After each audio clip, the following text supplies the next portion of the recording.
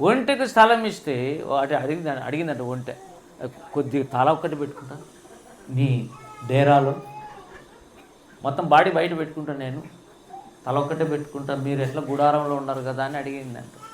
ఆ గుడారంలో ఉన్నవానికి సైతాన్ చెప్పింది, మనము అప్పుడప్పుడన్నా ధర్మం చేయకుంటే ఎట్లా, పుణ్యం చేయకుంటే ఎట్లా అని అంటే, ఇప్పుడు పుణ్యం చేద్దాంలే అనుకొని ఆ తల ఒకటి పెట్టుకో అన్నాడు.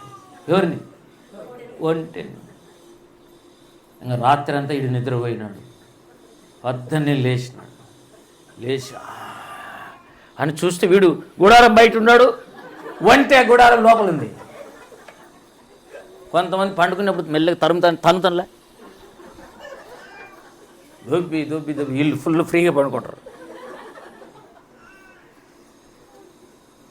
సైతానికి ఒంటెకు స్థలం ఇచ్చినట్టే సైతాన్ స్థలం ఇస్తారు. మొత్తం వాడు లోపలికి వచ్చి నీ హృదయం అంతా నింపేసి నిన్ను దేవునికి బయటికి తరిమేశాడు.